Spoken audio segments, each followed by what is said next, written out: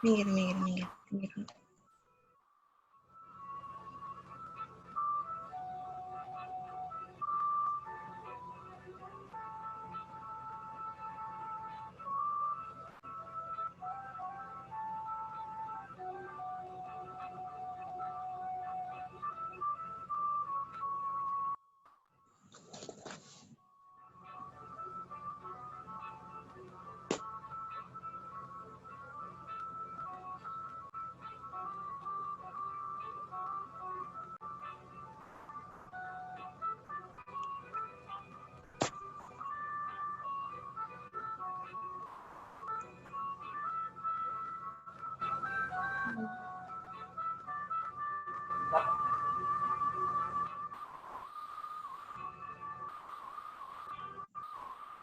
Rejo Winangun. Kota Gede.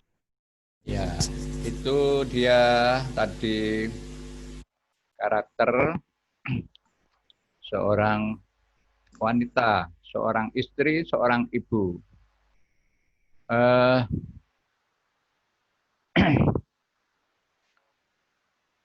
Berikutnya, jadi saya lanjutkan. Di dalam persoalan mengatasi konflik, ya, manajemen konflik, kita harus pertama-tama bisa mengendalikan emosi. Biasanya orang kalau sudah terlibat konflik, itu yang maju adalah emosi dan egonya. Nah, ketika kita sama-sama mengaku benar, tanah benar, biasanya justru akan semakin meruncing, akan semakin tajam, dan konflik itu akan benar-benar akan merusak. Apalagi kalau itu suami istri, akan menjadikan pernikahan Anda rusak pada saat konflik itu terjadi. Katakan konflik hanya 1 jam, tapi bisa rusak pernikahan Anda. Umpama contohnya saja, contoh ya. Saat ini, umpama ya, saat ini saya tidak ingin kamu berada di rumah ini, pergi. Nah, ini adalah sudah terjadi rusak keluarga. Kalau nanti katakan malamnya akhirnya ketopraan, maaf, tahu ketopraan? Malamnya mereka tidur bareng, ya sudah nggak boleh dong. Harus ada rujuk, harus ada ikrar. Nggak boleh. Jadi ketika sudah konflik yang sangat keras, katakan ada konflik yang sebenarnya tidak keras, tapi membuat hati istri itu mati. Itu contohnya gini. Ada seorang suami istri, pasang suami istri, anaknya ada 4. Kemudian suami bilang, itu anak ketiga itu, ada anak kedua itu, bukan anakku.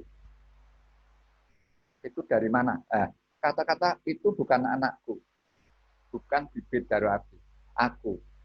Itu hantaman yang sangat keras pada seorang istri. Bisa jadi mulai saat itu istri itu akan sakit, luka hatinya. Dan itu sampai bisa bertahun-tahun melukai. Dan kalau sampai seperti itu, rumah tangga ini rusak.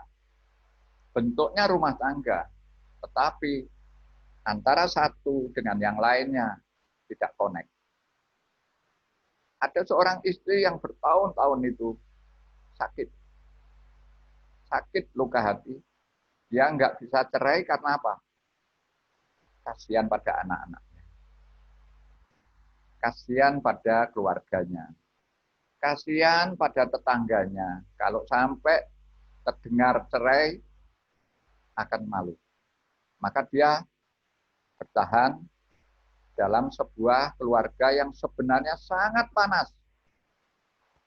Sangat panas. Ini, keluarga seperti ini, secara hakiki, secara syar'i rusak.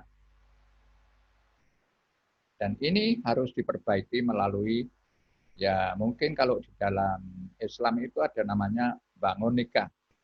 Perlu nikah itu diperbarui. Mungkin karena ada ucapan-ucapan yang bisa keluar dari rel, bisa ada ucapan-ucapan yang menyinggung perasaan. Jadi kata-kata, saya anak nomor loro bukan anakku, itu adalah tamparan yang sangat keras. Sehingga kalau salah satu itu sudah tersinggung, maka untuk memulihkan rasa kepercayaan, keyakinan terhadap suami itu akan sulit. Sangat sulit. Begitu juga ada konflik, di mana istri itu kata-katanya nyinyir, menyinggung juga perasaan. Contohnya begini, di dalam sebuah keluarga ini sudah punya mobil, punya motor, punya rumah. Istri bilang, ini semua hasil dari istri.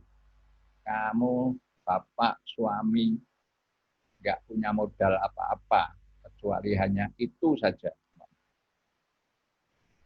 Ini juga hati-hati, akhlak seorang istri, seorang wanita nggak boleh mengatakan seperti ini. Karena apa? Anda berhadapan dengan makhluk Allah yang secara fisik itu lebih kuat dibanding istrinya. Secara fisik dia kokoh dan hanya dikendalikan oleh akal pikirannya. Kalau akal pikirannya ini jebol karena tersinggung, nggak bisa mempertahankan perasaannya, hati-hati. Maka akan terjadi namanya KDRT, itu karena dipicu oleh kata-kata istri yang sangat lembek tapi nyelekit, menjatuhkan harga diri laki-laki. Itu tidak boleh ya. Maka hati-hati. Seorang wanita harus paham bahwa suaminya itu adalah makhluk Allah, laki-laki, yang kalau nggak bisa mengendalikan emosinya, itu akan berbahaya bagi istri-istrinya. Nah, makanya di dalam berumah tangga, seorang wanita harus memiliki etika, memiliki akhlak, dan paham bagaimana struktur karakter laki-laki itu harus dipahami. Ya. Begitu juga laki-laki, laki-laki yang matang, laki-laki yang kuat, laki-laki yang baik, laki-laki yang patut dihargai, dihormati, laki-laki yang patut dianggap sebagai imam, yaitu laki-laki yang kokoh pendiriannya, laki-laki yang bisa bijaksana, laki-laki yang bisa memanage saat dia emosi, saat dia marah, itu tahu takarannya, seberapa dia marahnya, jadi paham betul marahnya, terukur semuanya. Sehingga laki-laki ini marah ya marah, tetapi ada kualitas dan batasnya. Sehingga marah itu menjadi sebuah pendidikan, bukan melaju tanpa batas yang akhirnya merusak semuanya, menyakiti secara fisik sekaligus menyakiti secara psikis. Ada laki-laki yang tidak menangani secara fisik, tidak ngantem, tidak mukul, tetapi kata-katanya menyakiti, itu banyak. Nah, oleh karena itu, keluarga yang sehat itu bukan keluarga yang tidak punya masalah, bukan. Keluarga yang benar-benar saling bisa memahami, karakter lawan jenisnya, dan karakter kita sendiri sebagai seorang suami, sebagai istri. Masing-masing memahami, apalagi yang namanya istri, sifat dasar istri itu adalah ingin dimengerti, ingin dipahami, itu jelas. Maka suami yang baik itu selalu bisa mengerti, bisa memahami perasaan istrinya. Nah, kalau sudah seperti itu, maka wanita, istri juga harus menghormati, menghargai kepada suaminya. Misal, ya, istri itu pandai bersyukur. Istri pandai mengatakan terima kasih mas. Walaupun hariannya seorang istri itu hanya diberi nafkah, mungkin hanya cukup untuk memberi beras, sekaligus apa lauknya, atau mungkin berasnya saja. Seorang istri tidak boleh. Jadi haram hukumnya kalau sampai mengumpat. Ini laki-laki macam apa? Sehari cuma istri diberi segini, 10.000 kayak 15.000 kayak itu dia boleh. Nah, wanita yang seperti ini, istri yang seperti ini akan menyebabkan laki-laki itu akan runtuh semangat hidupnya. Laki-laki akan nggak kuat semuanya kayak seperti ini. Maka yang terbaik jadi istri itu adalah seorang yang selalu bisa menyemangati kepada suaminya.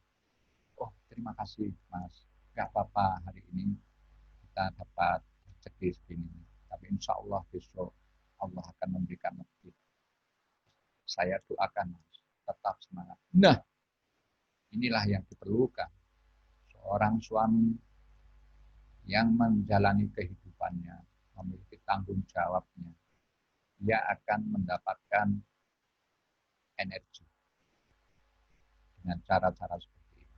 Begitu juga seorang laki-laki ketika melihat istrinya bersedih atau apa, dia segera menepuk pundaknya. Mas, coba istirahat dulu, Mas. Dipahamilah istrinya. Mama telah ya, mama capek ya. Oke, mama,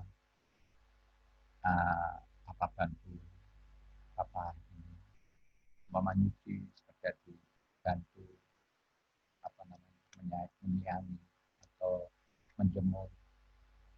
Ini akan menjadi sesuatu yang menyejukkan bagi istri. Ketika dimengerti, dipahami. Kemudian ketika istri itu merajuk, muring-muring atau apa ya, suami yang baik tidak langsung terpancing, tapi mendengarkan. Bahkan umpama istri itu mukuli, pukulan seorang istri itu tidak sampai menyakitkan, kecuali pakai batu ya.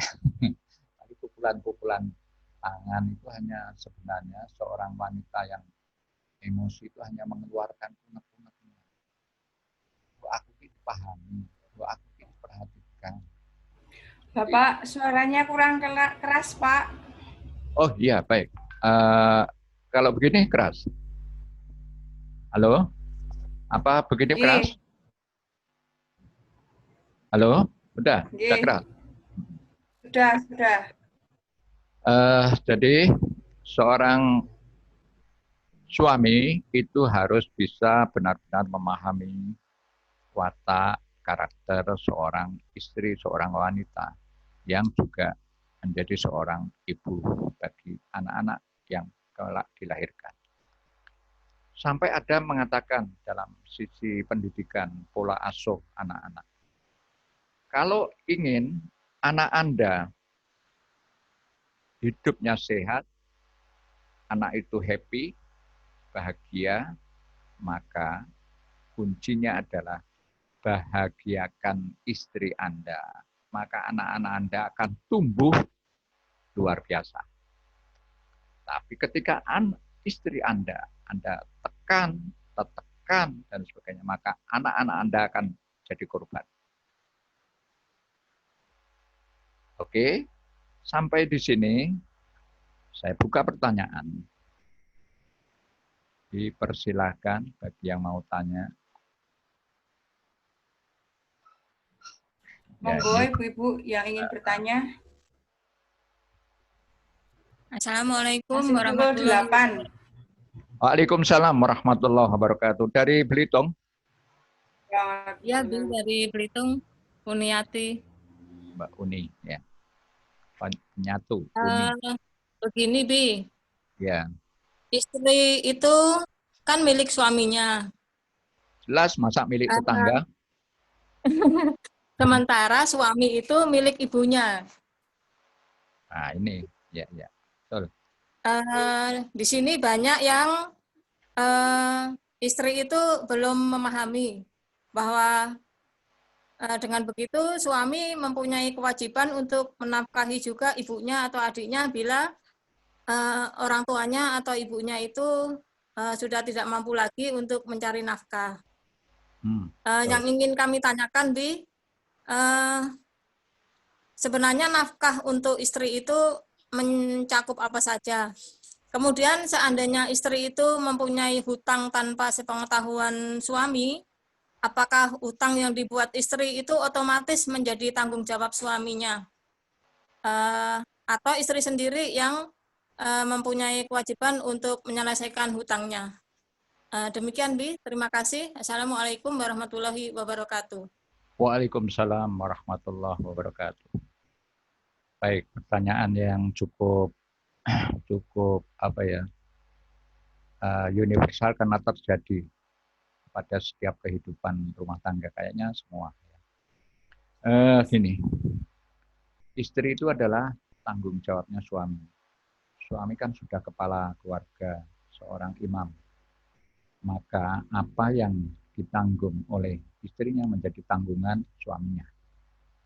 Karena Quran juga sudah mengatakan suami itu adalah penanggung jawab. Nafkah itu yang berkewajiban adalah seorang suami.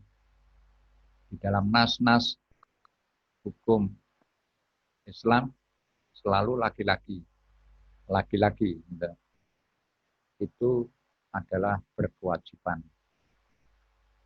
Nah, tadi karena anak laki-laki itu memiliki tanggung jawab terhadap ibunya yang sudah tua, mungkin saudaranya juga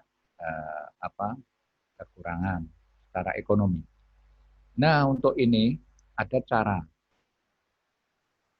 Suami tetap harus menjadikan istri itu adalah orang di dalam keluarga, di dalam rumah tangga itu sama dengan negara. Istri itu adalah Perdana Menteri. Bukan berarti sebuah negara itu di bawah, semua di bawah ibunya, tidak. Ibu itu sudah memiliki negara sendiri. Suami istri ini memiliki negara sendiri juga. Tapi kita bukan berarti terputus tidak bisa berbuat baik pada orang-orang yang telah melahirkan kita, yaitu ibu. Caranya, segala hal yang Anda hasilkan berdua, gono gini, hutang, piutang, penghasilan, Anda harus benar-benar semua saling tahu. Saling terbuka. Umpama sekarang suami mau memberikan bantuan kepada adik-adiknya, adik-adik kandung maksudnya, atau ibu kandungnya. Yang terbaik lewat istri. Jangan diam-diam suami jelinep beri bantuan pada adik. Ini nanti akan menjadi persoalan salah paham. Yang terbaik, Mama, istriku, tolong ini ada positif berikan pada atau ibuku atau adikku lewat istrinya. nanti akan ada benefit.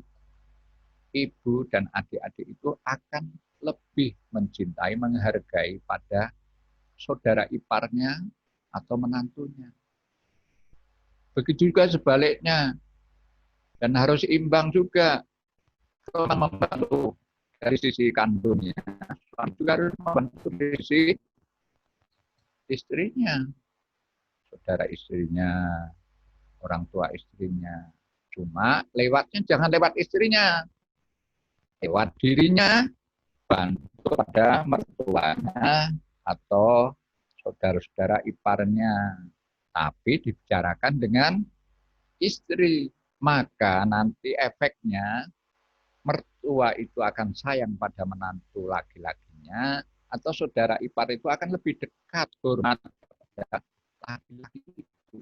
Itu caranya. Jangan diam-diam. Kalau diam-diam akan menimbulkan persoalan. Nah, itu caranya. Tetapi itu semua harus dibicarakan dalam kerangka transparan, terbuka, khusus Anda berdua. Nah, ini menyambung dari Mbak Uni, Umi Uni.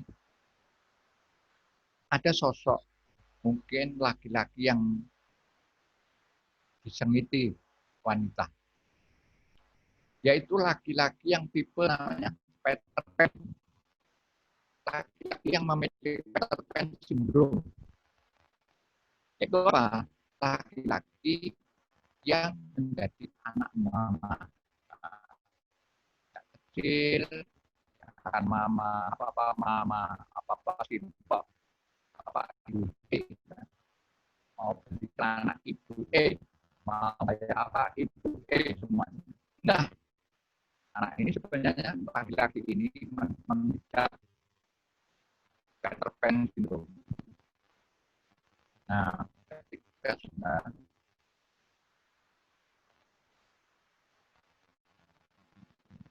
laki-laki yang mendapat Peter Pan syndrome ini itu jelas akan putus-putus. Ya, Pak, putus-putus.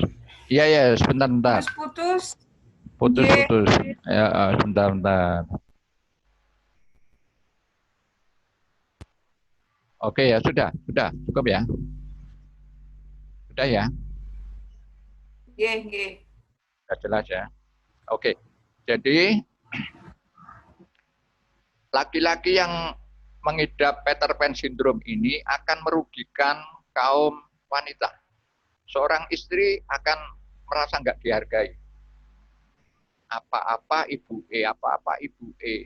Padahal rumah negara yang mereka berdua kelola itu adalah milik mereka.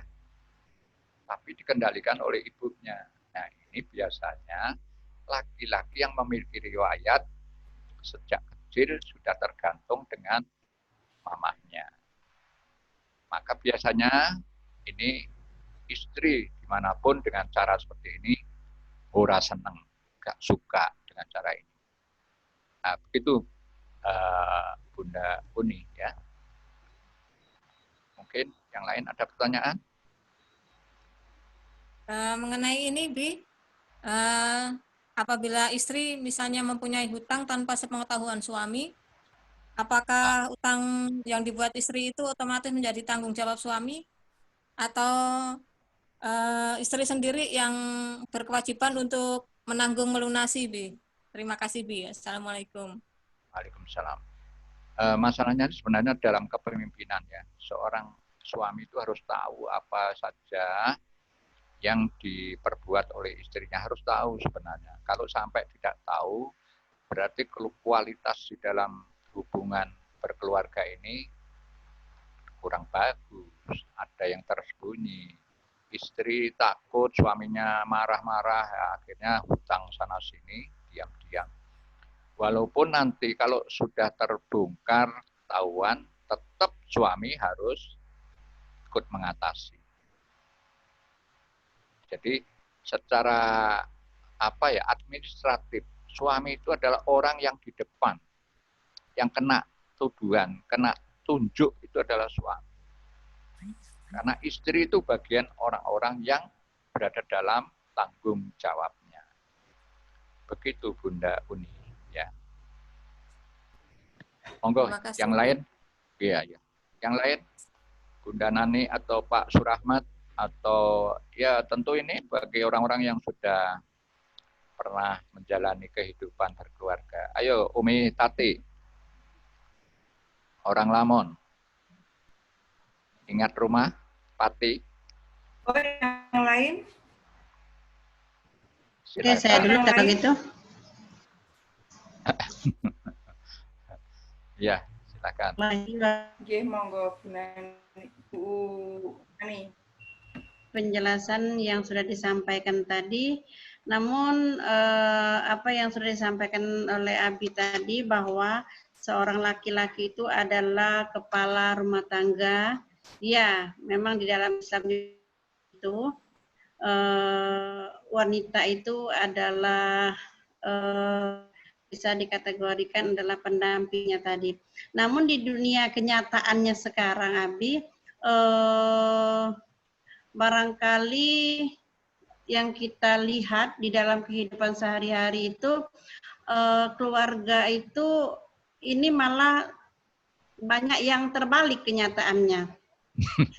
Mungkin apakah sosok laki-lakinya mungkin bawaan kata Abi tadi mungkin sudah termanja dari kecilnya atau gimana, dan juga barangkali si ibunya atau istrinya tadi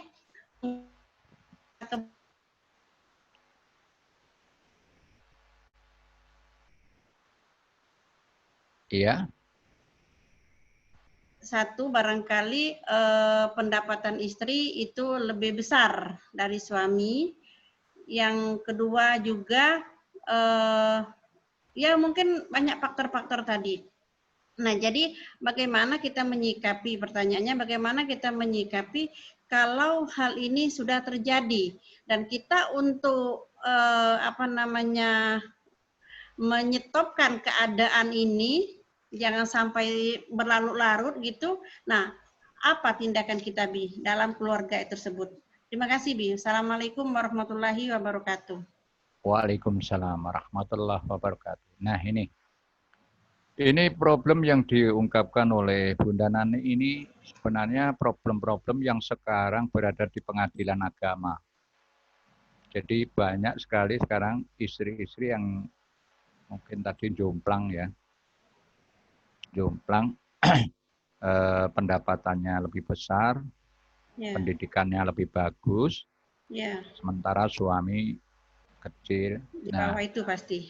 Iya, maka gini, seorang istri itu juga punya kewajiban menempatkan, memposisikan suami itu sebagai seorang imam.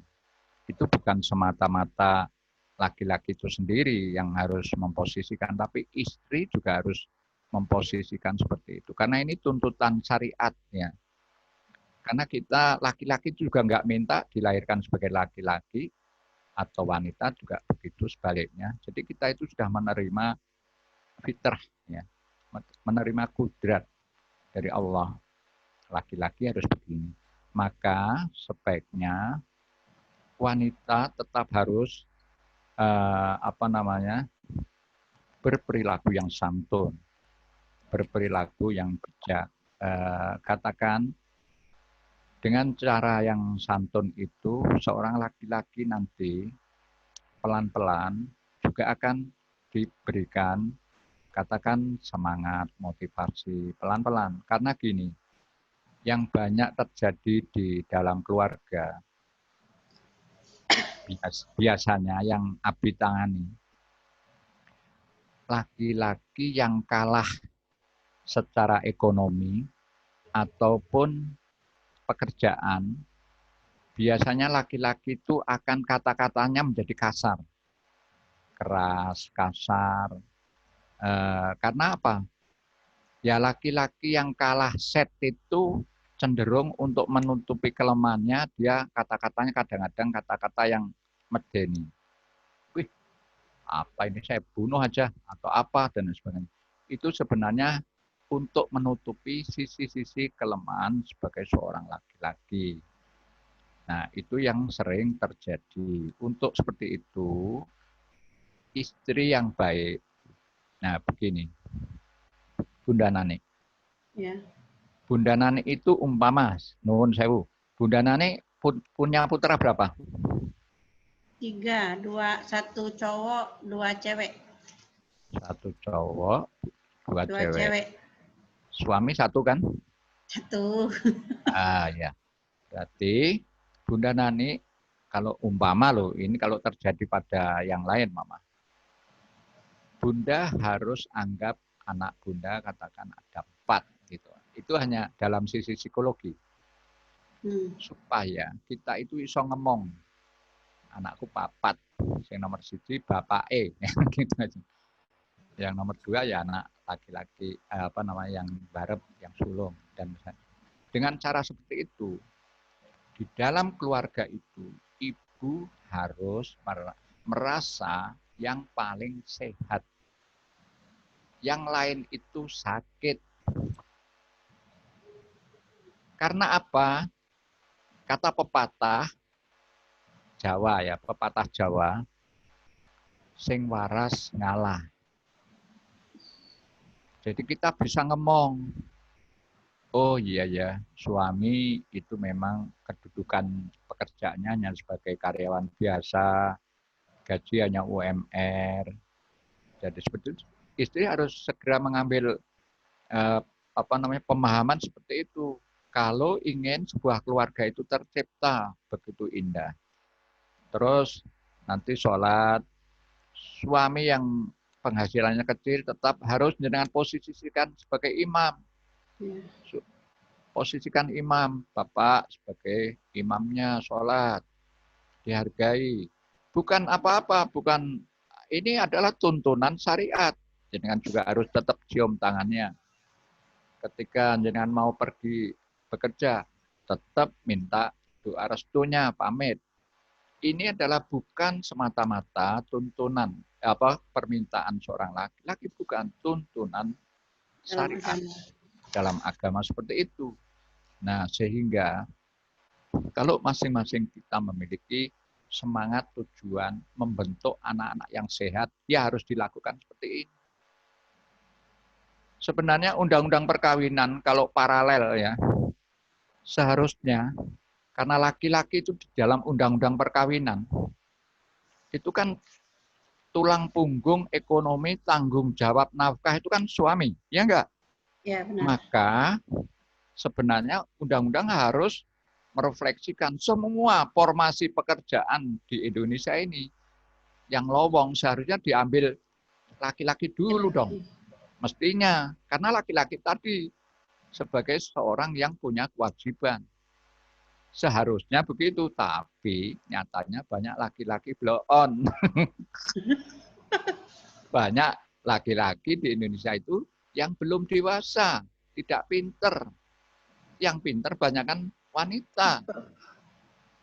Nah, makanya seharusnya kalau secara undang-undang harusnya semua lowongan pekerjaan itu harus diisi laki-laki dulu yang sudah memiliki istri. Kudune begitu. Tapi kenyataannya laki-laki kita di Indonesia ini sebenarnya yang tertinggal jauh itu pendidikan untuk laki-laki. Pendidikan untuk wanita itu sudah cukup bagus. Laki-laki. Sehingga banyak di Indonesia itu laki-laki gombal. Laki-laki hanya main HP, padahal nggak ono pulsane. Iya, benar. Laki-laki bikin chatting, nggak ada paketnya, cuma gaya aja kan. Wah, laki-laki pakai petentang, hanya casingnya aja. Nah, itu wanita-wanita banyak terjerembab kapusan dengan ulah laki-laki yang petentang seperti ini. Sehingga ya bentuk cowoknya bagus, cakep.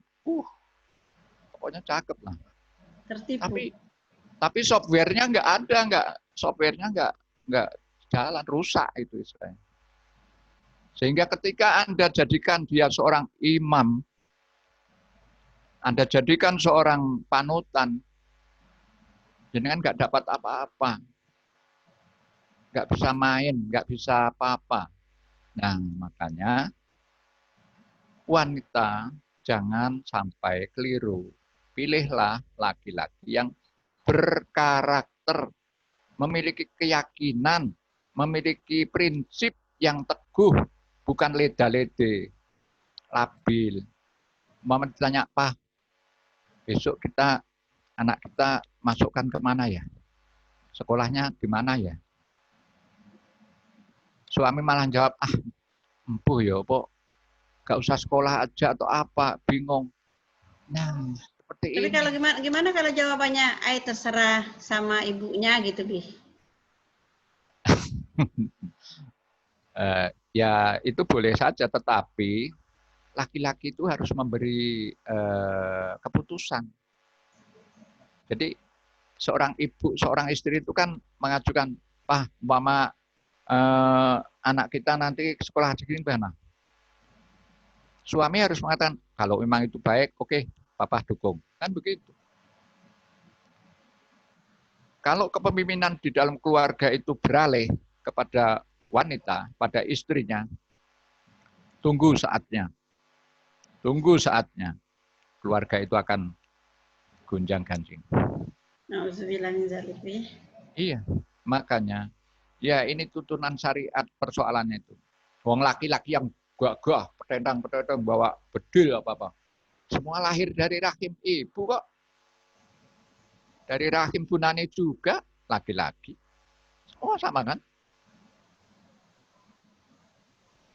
Nah, oke, yang lain ada pertanyaan? Oke, kasih Bi.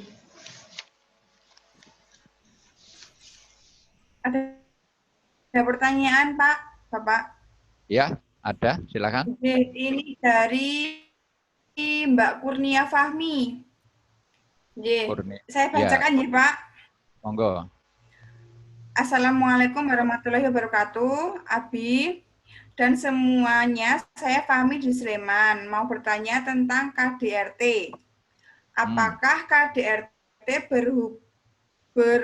berhubungan dengan relasi kuasa antara suami dan istri, di mana sebagai kepala keluarga, laki-laki ada yang menyalahartikan kekuasaan sebagai pemimpin melalui tindakan kekerasan terhadap istri dan anaknya. Bagaimana cara untuk mengenali tanda-tanda kecenderungan untuk melakukan kekerasan sebelum menikah bagi masing-masing calon, dan cara apa saja yang bisa dilakukan untuk mencegah hal itu terjadi. Terima kasih. Assalamualaikum warahmatullahi wabarakatuh. Waalaikumsalam warahmatullahi wabarakatuh. Ya, bagus, pertanyaan bagus ya. Karena ini memang yang nyata itu ya, real, sering dihadapi. Memilih calon untuk menjadi laki-laki yang enak ya, sejuk, laki-laki yang bumi ya, laki-laki sing asik lah itu. Dia dekat sama istrinya, dia dekat sama anak-anaknya. Ibaratnya anaknya ngenciki sirah, tetap tenang, gak emosi. Istrinya muring-muring, marah-marah, cukup dipeluk, aduh mama lelah ya, mama capek ya. Seperti itu kan sebenarnya.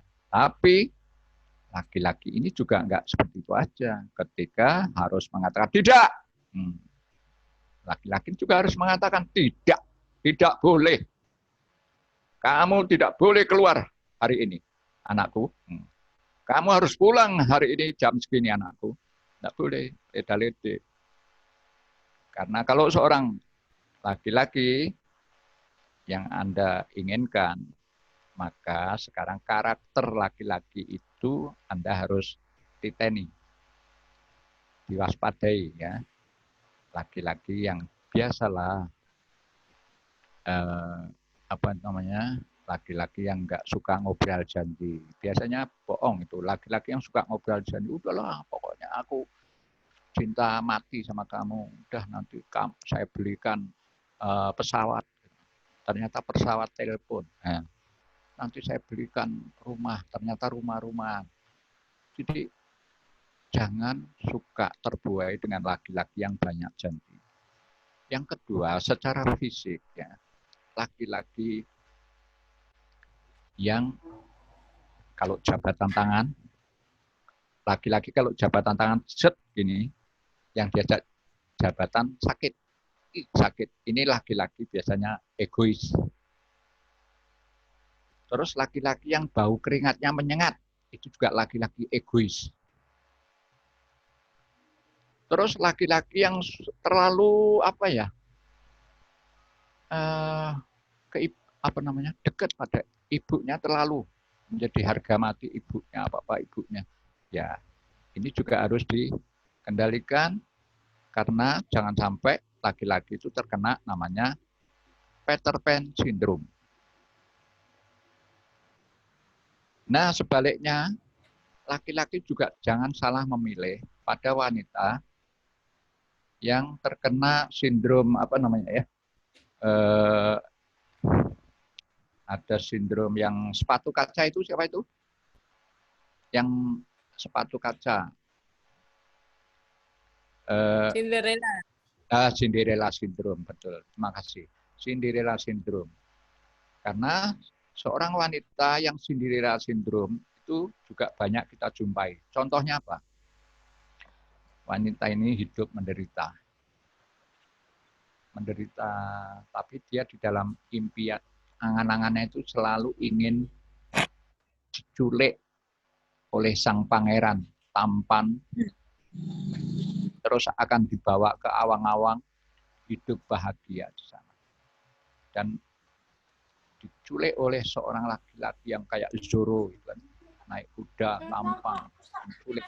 Nah, biasanya wanita ini namanya wanita yang terkena Cinderella syndrome.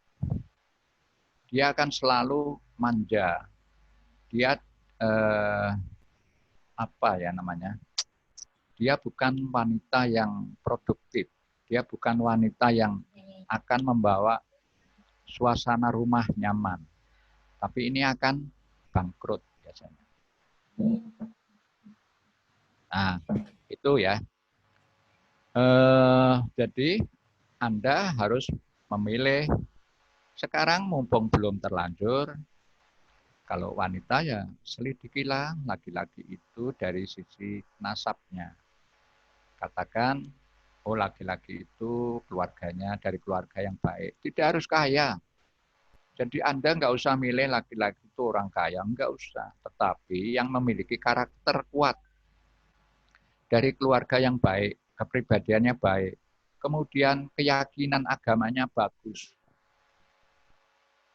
Kemudian Anda yakin bahwa laki-laki itu akan memiliki visi ke depan, akan membangun sebuah keluarga yang kuat dan semakin kaya. Nah itu, walaupun sekarang hidup pas-pasan, tapi kalau Anda memiliki seorang suami yang punya visi, visioner, bagus, itulah Anda patut mengharapkan pada laki-laki seperti ini.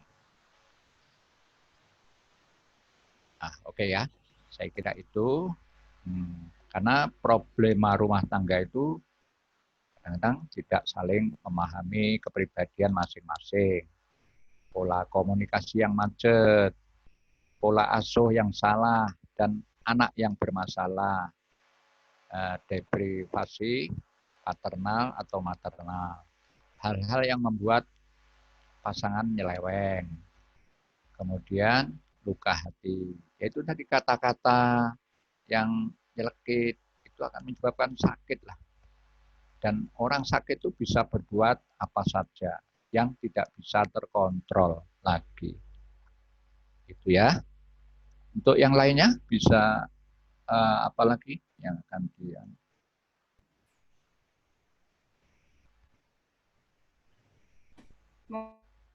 monggo yang lainnya. Ini pukul 8.30 menit, Pak.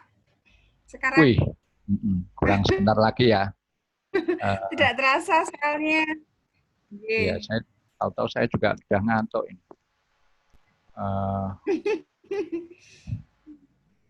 Ya, ini akan saya percepat aja. Jadi mengelola masalah itu kita harus lebih besar, lebih kuat dari masalah yang dihadapi. Jadi bukan masalahnya besar, kita terus jadi lebih besar, enggak.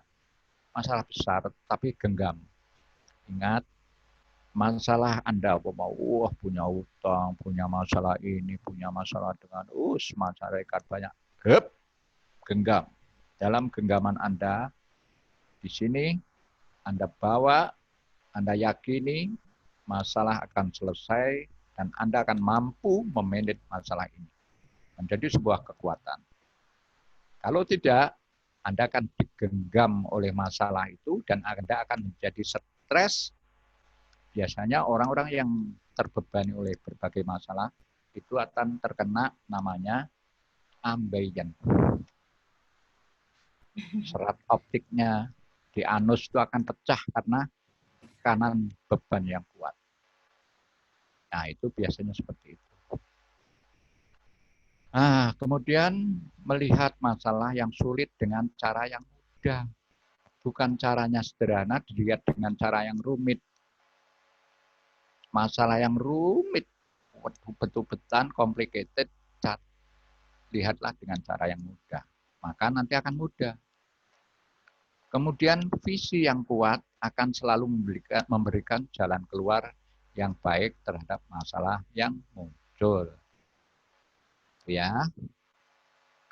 Kemudian berikutnya penerimaan. Nah, ini menerima apa yang pernah terjadi terhadap peristiwa-peristiwa yang menyedihkan. Nah, bagi para peserta, silahkan kalau Anda ingin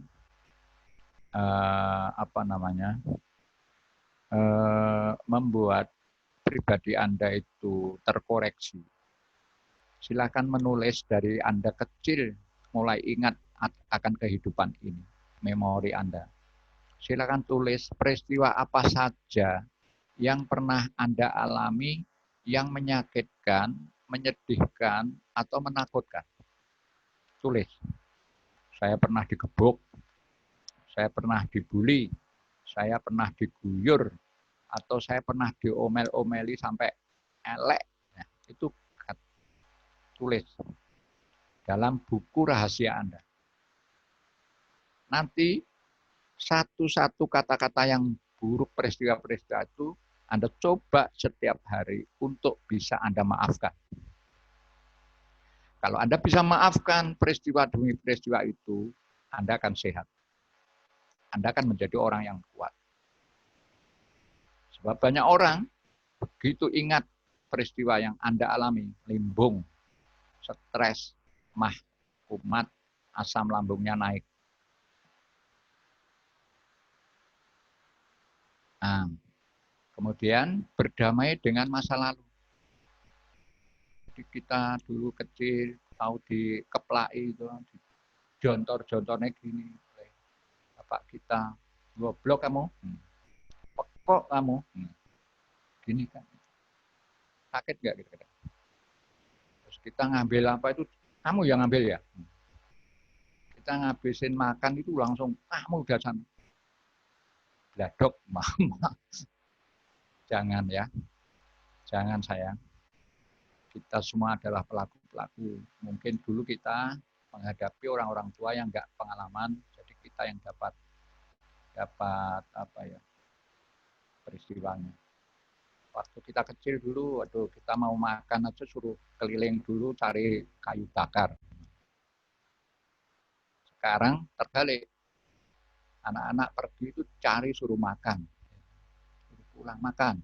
Kalau dulu orang mau makan diusir dulu. Suruh cari apalah, suruh bantu dulu, suruh ke kebun atau apa dulu. Nah, beda. Sekarang pola itu mulai berbeda. Kemudian melupakan, tidak lagi mengingat kembali. Nah, ini melupakan itu pekerjaan yang tidak mudah, sayang. Tapi yang terbaik memaafkan. Coba, Anda lupa ya saat itu lupa nggak masalah. Tetapi ketika ingat, ya akan murung. Upama Anda lupa, Anda pernah diperkosa rame-rame di kota mana, Mama? Di kota A gitu. Anda pernah diperkosa rame-rame. Saat Anda sudah sembuh, katakan, lupa terhadap kota itu, lupa, Anda enak. Tapi begitu ada perjalanan Anda melewati kota A, tempat Anda diperkosa itu, apa yang terjadi? Anda akan limbung, Anda akan uring-uringan, Anda akan mengalami kekacauan.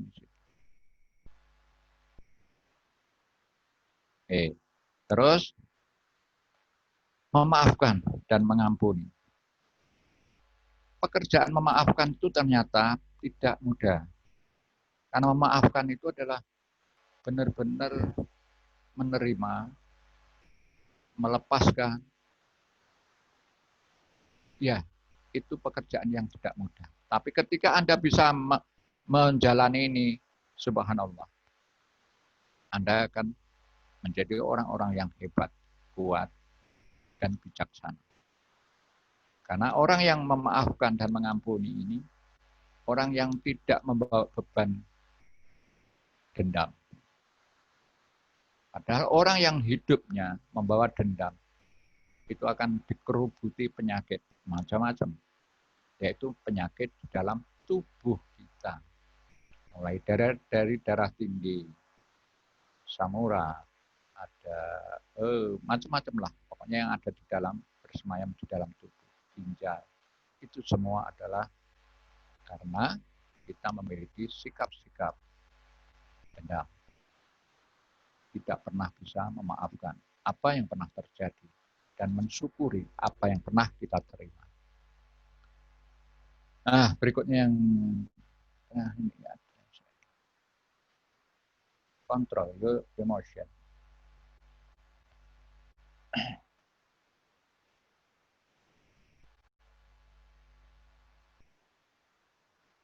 Nah, ada pesan saya, dalam sebuah keluarga yang sehat, ibu, bapak, anak 2 atau 3, ajak kumpul. Setiap pekan, katakan kumpul pada hari Senin pagi, lakukan doa. Nah, seperti gambar ini, berdiri, semua tos, tumpuk tangan Anda, katakan hari ini kita akan menghadapi sesuatu. Dan saya yakin kalian semua akan hebat, akan bisa. Adik akan menghadapi pelajaran matematika.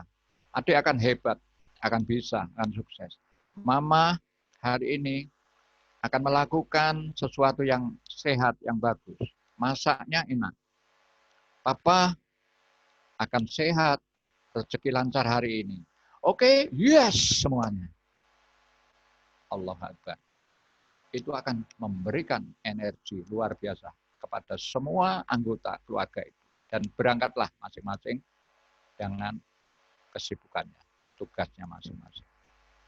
Itu sebuah keluarga yang selalu bisa memanage berbagai konflik dan masalah yang terjadi. Begitu. Masih ada berapa waktu?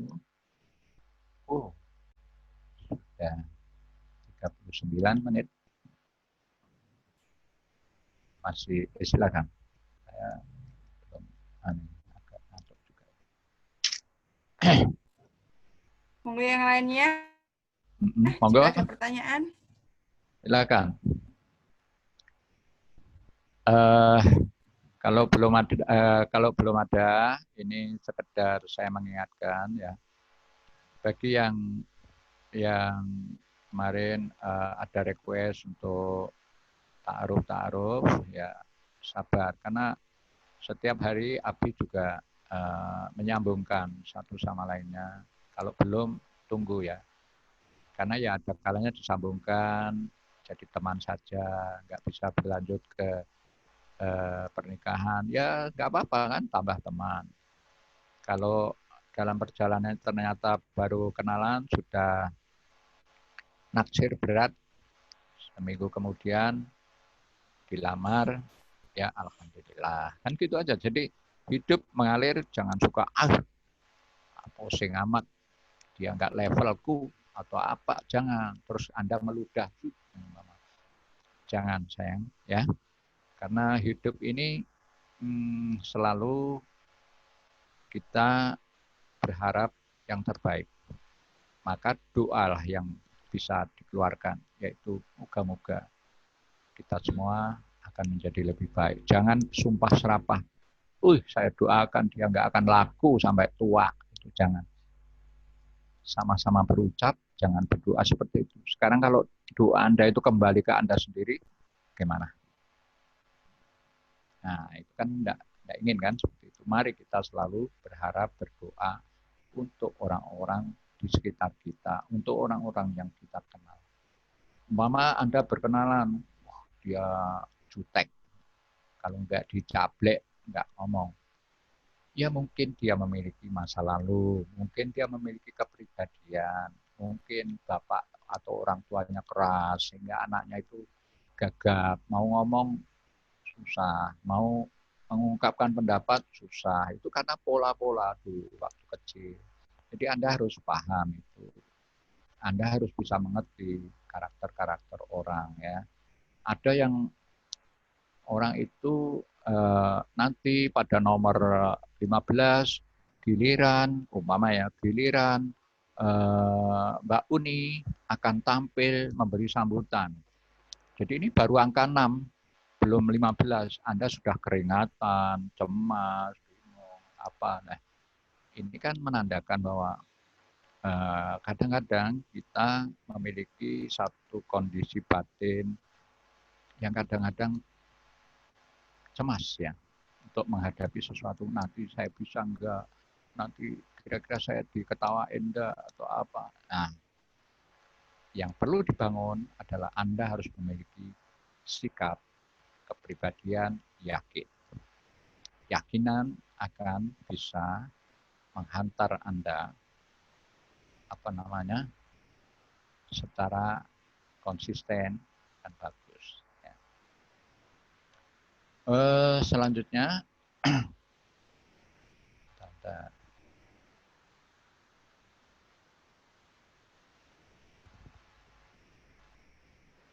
ini hostnya jangan ngantuk ya.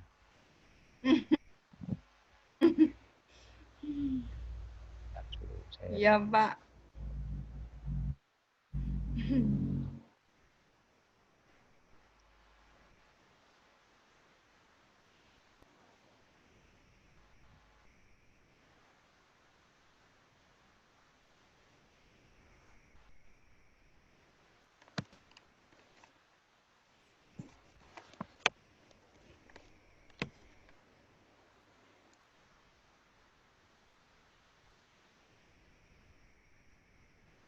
Bentar ya, ini coba. Ini untuk penutup. Kalau kita akan tutup dengan ini kepribadian sebentar.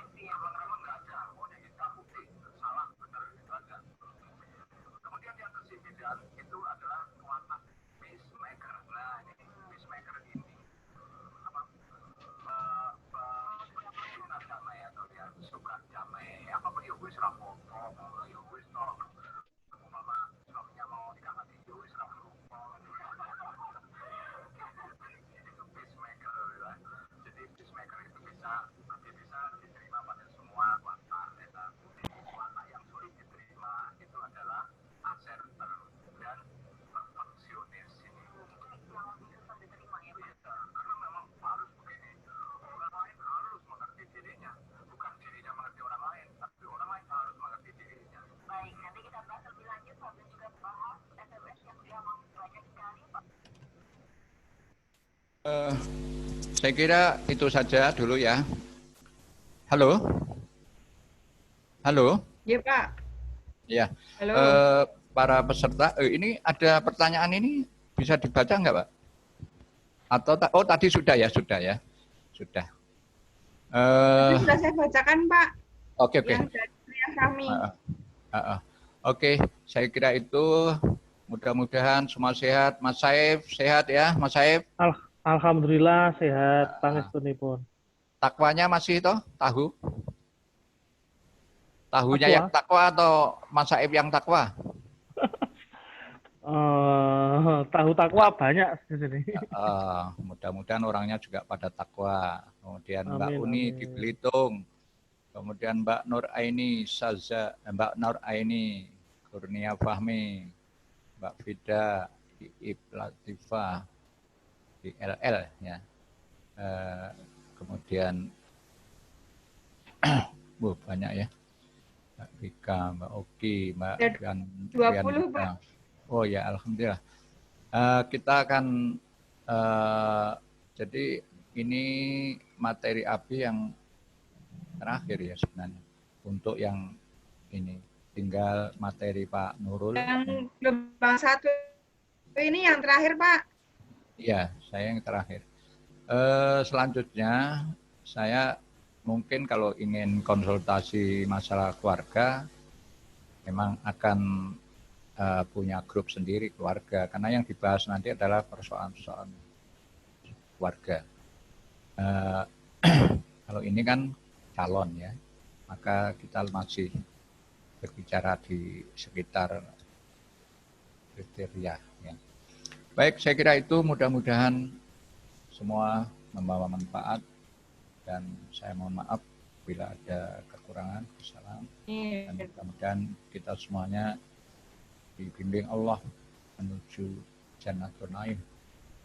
Mudah-mudahan kita dibimbing memiliki keluarga yang insya Allah sakinah. Bila taufiq wal hidayah wa minar Rasulillah sallallahu alaihi wasallam syafa'ah. Wassalamualaikum warahmatullahi wabarakatuh. Waalaikumsalam warahmatullahi wabarakatuh.